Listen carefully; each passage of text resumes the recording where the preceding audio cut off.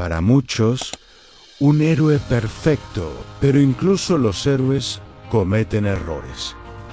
Errores que cambian destino. Después de sus grandes victorias, Teseo terminó casándose con una mujer llamada Fedra Anfedra. Era hermosa, elegante, de sangre noble, y parecía ser la reina perfecta. Pero su matrimonio también la convirtió en algo más, en la madrastra de un joven llamado Hipólito, el hijo de Teseo. Y ahí es donde comienza la tragedia. Hipólito no era un joven como los demás.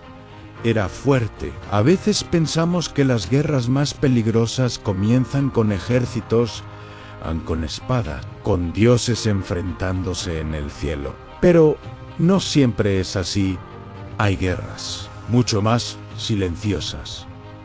Guerras que comienzan dentro de una persona, en un pensamiento, una mirada, un deseo que aparece de repente y que nadie pidió. Y cuando ese deseo se vuelve imposible de controlar, las consecuencias pueden ser devastadoras.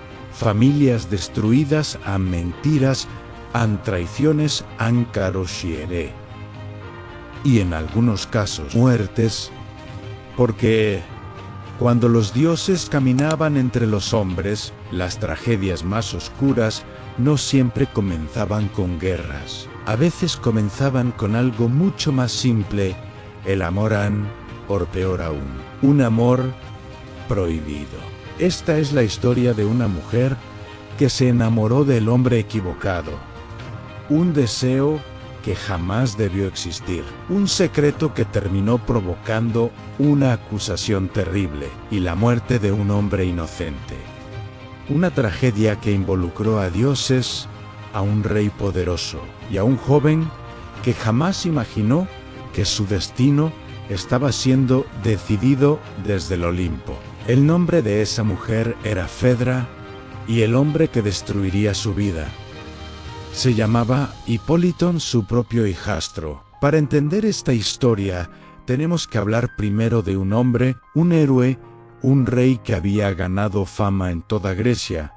El nombre de Teseo estaba rodeado de leyendas. Era el hombre que había derrotado al Minotauro, el monstruo que vivía en el laberinto de Creta. Un guerrero fuerte, inteligente, respetado, valiente, pero también era extraño para los estándares de su tiempo. Mientras los otros hombres celebraban el amor, Hipólito lo rechazaba. Mientras los otros hombres admiraban a Afrodita, Hipólito la despreciaba. Para él, el amor era una debilidad, una distracción, una trampa. En lugar de eso, dedicaba su vida a otra diosa, Artemisa, la diosa de la casa, la diosa de la pureza. Hipólito vivía como un guerrero disciplinado, sin deseo, sin romances, sin tentaciones. Había hecho un juramento: nunca entregarse al amor, nunca caer en la pasión. Pero había algo que Hipólito no entendía. Los dioses podían tolerar muchas cosas, errores, insultos, incluso desobediencia.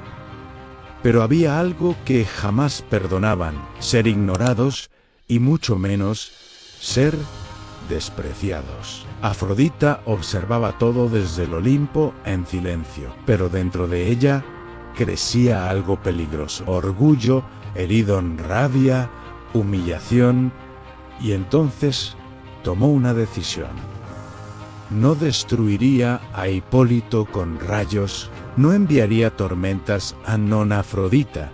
Prefería algo mucho más cruel, mucho más humano. Decidió convertir el amor en un arma y eligió a la víctima perfecta, Anfedra, a la esposa del rey, la madrastra de Hipólito. Un día, sin explicación, algo cambió dentro de Fedra.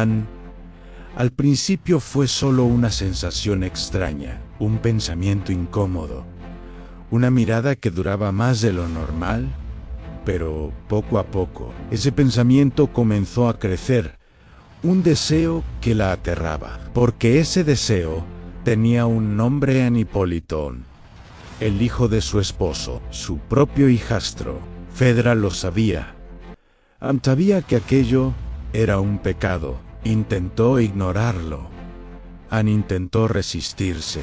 Era como si alguien estuviera empujando sus pensamientos, como si una fuerza invisible estuviera manipulando su mente. Afrodita observaba a Anne, esperando, sabiendo perfectamente cómo terminaría esta historia. Fedra comenzó a consumirse.